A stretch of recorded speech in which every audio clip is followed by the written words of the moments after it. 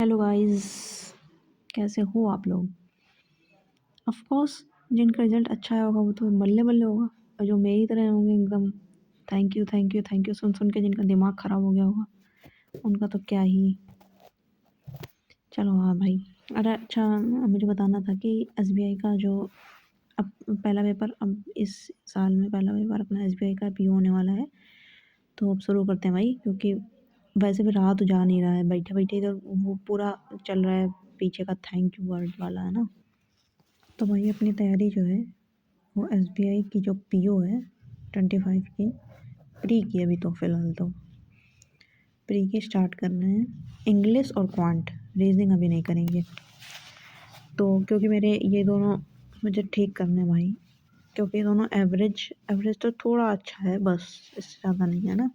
तो मैंने गाइडली का जो है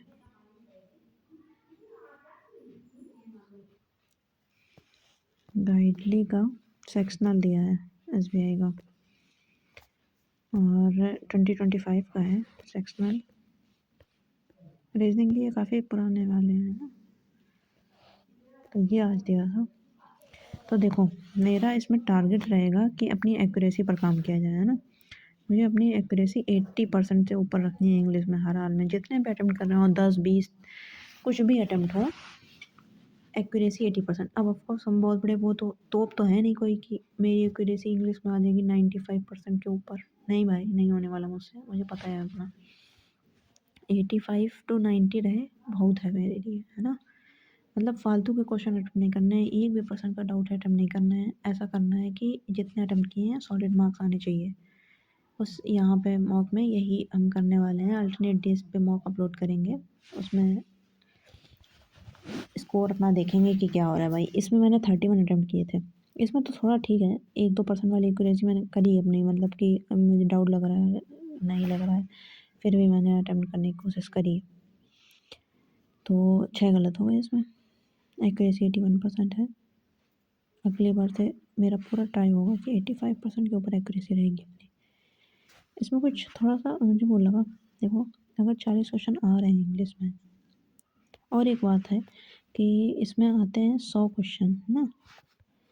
तो 100 में से 30 आएंगे रीजनिंग के, और 30 आएंगे क्वांट के, और इंग्लिश का आएगा 40। ठीक है, तो 40 में से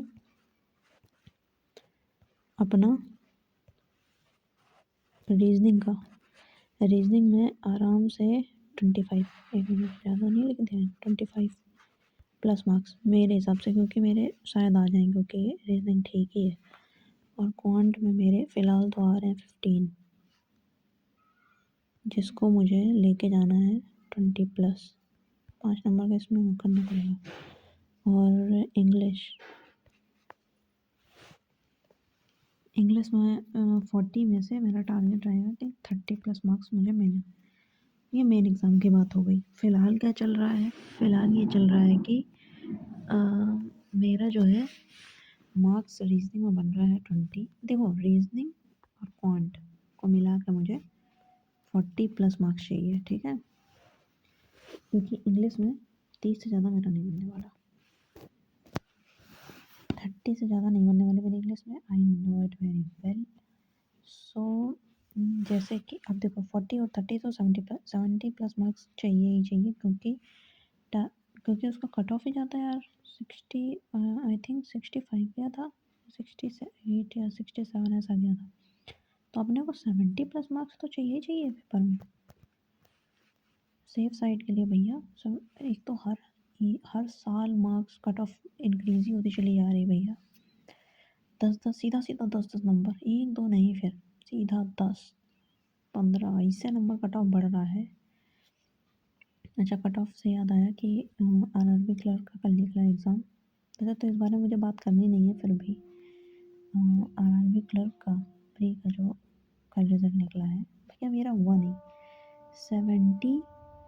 71 अटेम्प्ट करने के बाद देखो, जब आप एग्ज़ाम देते हो, जब आपकी स्क्रीन मतलब खुली होती है, लास्ट के 1-2 सेकंड बचे होते हैं, और मतलब 1-2 सेकंड भी छोड़ो, जब सबमिट हो गया होता है, आप क्वेश्चन देख रहे होते हैं कितने अटेम्प्ट किए, वहाँ पे आपको पता चल जाता है कि आपका पेपर होगा या नहीं होगा। फिर आरआरबी पीओ का पता चल गया था यार, मेरा हुआ नहीं है ठीक से, क्योंकि 1-2 पज़ल में अटक गए थे, ये हो गया था, वो हो गया था, काफ़ी चीज़ें हो गई थी उसमें। उसमें मुझे पता था नहीं होगा। लेकिन इसमें आरआरबी क्लर्क में भैया 72 अटेम्प्ट कर दिए और पेपर की भी देखो रीज़निंग का जल्दी हो गया था तो मैंने सबमिट कर दिया था उसको, रीज़निंग को। सबमिट क्या कर दिया था, अपने आप सबमिट होता है। रुका था तो टाइमर, मतलब टाइमर चल रहा था, बैठे थे तो मैंने दूसरी बार अटेम्प्ट किया उसको। अटेम्प्ट नहीं, मतलब पूरा चेक किया कि हाँ ठीक-ठीक सारी, मतलब रीज़निंग का तो एक भी क्वेश्चन कोई गलत होने का कोई चांस नहीं, है ना? और क्वांट भी इतनी ईज़ी नहीं आई थी कि पूरे करे जाएँ, क्योंकि उसमें ऐसे लाइन नहीं आती, ऐसे उसको स्क्रॉल करना होता है। तो वो एक मिसिंग नंबर सीरीज़ थी शायद, और उसको स्क्रॉल करके करना था। 2 करे भैया, टाइम इतना जा रहा था, हमने इसको स्किप किया 3 क्वेश्चन, उसके 5 क्वेश्चन थे टोटल, 3 को स्किप कर दिया। आगे बढ़े, सारे क्वेश्चन करे, 1-2 बीच में भले छूटा, मतलब अब 70 में अटेम्प्ट किए तो 9 तो छूटे ही होंगे।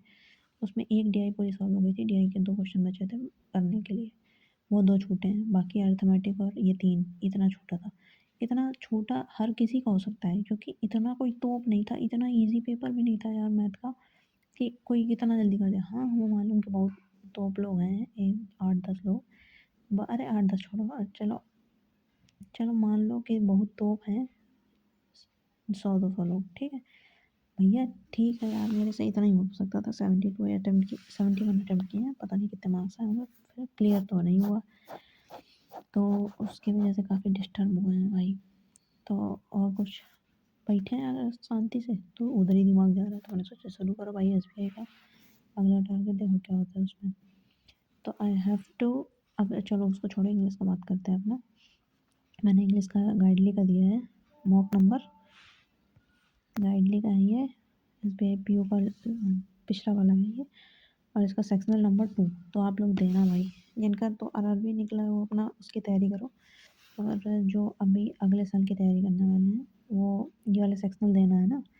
तो इसमें मुझे 6 ये जो नहीं होने चाहिए थे गलत, मैं इसमें कोई मार्क्स नहीं देखने वाले हम, वैसे तो 23 मार्क्स हैं, पर इसमें मार्क्स हम देखेंगे नहीं, क्योंकि मेरा पूरा फोकस जो है वो अपनी एक्यूरेसी अच्छी करना है, और यहाँ पर ज़ीरो आना चाहिए। ज़ीरो तो जो कि इंग्लिश में मुझसे होगा नहीं, ऑफ कोर्स मुझे पता है मैं ज़ीरो नहीं होने वाला है ना।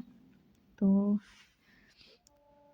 इसको मिनिमम करना है, मतलब 1, 2, 3, ज़्यादा से ज़्यादा 5 तक गलत होनी चाहिए बस, इससे ज़्यादा नहीं। तो मेरी एक्यूरेसी 85% अगली बार से, अब देखो मॉक नंबर 1 लगाया, अब कल शायद मैं टेक्स्ट बुक का लगाऊँगा ना, तो उसमें देखेंगे क्या होता है। तो ये पूरा जो है फालतू का कोई गेस वर्क नहीं करना है इंग्लिश में, मुझे अपनी थोड़ी ठीक करनी है, इंग्लिश का थोड़ा गड़बड़ चल रहा है एक्यूरेसी का। तो यही करना है कि इंग्लिश में जो है अपना स्कोर 30 तक लेके जाना है। यहाँ 30, 35, 32, 33 ऐसा चलेगा, तो वहाँ पेपर में तो ऑफकोर्स 30 होने वाला, मतलब हम नॉर्मल पेपर की बात कर रहे हैं, बहुत इजी नहीं, बहुत हार्ड नहीं, नॉर्मल पेपर 30 मार्क्स चाहिए मुझे। पेपर अगर इजी आता है तो वेल एंड गुड, नहीं भी आता है फिर भी 25 से ऊपर ही होने चाहिए मेरे मार्क्स, इतना मैंने सोचा हुआ है। फिर भी इसमें कुछ मुझे दिक्कत लगा, अगर 40 क्वेश्चन है भाई, तो 40 क्वेश्चन में आप देखो तो ये इसमें से इनकरेक्ट बताना है, स्टेटमेंट पूरा इनकरेक्ट बताना है, ये पूरा लिखा, 3 स्टेटमेंट पढ़ो, फिर उसमें से गलत ढूंढो, फिर बताओ। ये थोड़ा ज़्यादा नहीं हो गया? ये प्री का है। ये तो एक बार मैंने सोचा कि कहीं मेंस तो नहीं खुल गया। हाँ, ये ठीक थे क्वेश्चन, मतलब ठीक थे, ईज़ी के थे, ईज़ी वाली लाइन में बोलेंगे इसको, तो ये मैंने कर दिए थे। और ये पैराजंबल आया था, पैराजंबल भी ईज़ी था। ईज़ी ही आएँगे भैया, 40 क्वेश्चन है, 20 मिनट मिले हैं केवल। ये स्टार्टर्स थे, स्टार्टर भी ईज़ी थे। और ये देखो कम्प्रीहेंशन 2 दे दिए भैया, 2 ही का टाइम होता है 20 मिनट, मेरा तो कम्प्रीहेंशन एक 8-9 मिनट में पढ़ पाते हैं हम। तो वही उसी के हिसाब से अगर 8-9 मिनट और दोनों में मैंने दे दिए ना, तो पूरा ख़त्म ही हो जाता है पेपर। लेकिन कम्प्रीहेंशन में ये है कि माइनस कम चांसेस कम होते हैं माइनस हो जाए। फिर भी यार टाइम पढ़ने के लिए तो चाहिए ही ना, अब पढ़ेंगे ही नहीं तो क्वेश्चन कैसे होंगे, जैसे इसमें हुए थे, इसमें टाइम ही नहीं था, बस मैंने देखा था कि कुछ वीआर और ये वाला था एक्सआर वाला, तो ये पता था टेक्नोलॉजी से रिलेटेड है, उसमें कुछ एथिकल बातें होंगी, उसमें कॉन्सिक्वेंसेस में, और तेज़ी से जो बढ़ रहा है इसका यूज़ वो होगा, तो इसको ही पढ़ के आंसर दिए थे, तो वो 2 गलत हुए इसमें, देखो ये 28, 29 और ये गलत हो गया। इसमें मुझे थोड़ा डाउट था, लेकिन फिर भी मैंने लगा दिया। अब ये फिर भी जो लगा दिया है ना, यही नहीं लगाना है, अगली बार से ये याद रखना है। 37। इसमें तो कुछ गड़बड़ हुआ है। देखो, मैं एक बात बताऊँ कि ये जो क्वेश्चन जो मैंने आज वीडियो बनाया है ना, ये इसलिए नहीं था कि दिखाना था कि ये वो कुछ नहीं। ये मुझे अपने आप को चैलेंज देना है कि आज मेरे अगर 23 आए हैं, तो नेक्स्ट जो मॉक है, मार्क्स से कोई फ़र्क ही नहीं है। अगर आज मेरी एक्यूरेसी 81% की आई है, तो कल के मॉक में 81% से कम नहीं होनी चाहिए। ये मेरे लिए वो है कि अब आज बोले दे रहे हैं देखो कि कल मॉक देंगे, तो ऑफ कोर्स कल नहीं, अल्टरनेट डेज़ पे देंगे, तो परसों, है ना? अब आज बोल दिया कि परसों मॉक देना है। अब ऑफ कोर्स अपनी वीडियो देखेंगे एक बार, तो आ जाएगा दिमाग, लवरापन जो चल रहा है वो बंद हो जाएगा। ये मॉक देना पड़ेगा क्योंकि बोल दिया है ना? तो जिनको भी अपना इंग्लिश का करना है, अभी तो इंग्लिश और क्वांट चलेगा मेरा। इंग्लिश का अल्टरनेट डेज पे, तो क्वांट का भी अल्टरनेट, तो कल कल क्वांट का आएगा, है ना? तो सेक्शनल ये भी आएगा फिलहाल तो, और भी काम करने में सेंस का देखना है अपना। तो सेक्शनल अपना क्वांट का आएगा अल्टरनेट डेज पे और इंग्लिश का, ठीक है? तो एक बार इंग्लिश का, फिर क्वांट, फिर इंग्लिश, फिर क्वांट, इसमें से अपना पूरा फोकस जो है। अच्छा, क्वांट का जो है टारगेट मार्क्स 20 पहुँचाने हैं मुझे अपने मॉक में, 20+, है ना? और इंग्लिश में 30+, ठीक है? तो ये दोनों अपना टारगेट है। और बस यही था कि बताना था कि अब से मेरे जो मॉक हैं उसका स्कोर हम शेयर करेंगे, और ऐसा कोई ज़रूरी नहीं है किसी को भी देखना। जिसको अपना करना हो वो करे, नहीं करना हो कोई बात नहीं। बस ये मेरे ही लिए है कि मेरा जैसे फ़ोकस अपना रहेगा कि अब बोल दिया है तो करो, और कर, अब लोग देख, क्योंकि लोग देखेंगे ज़रूर, थोड़ा बहुत तो देखेंगे ही, 20 40 लोग, तो वही।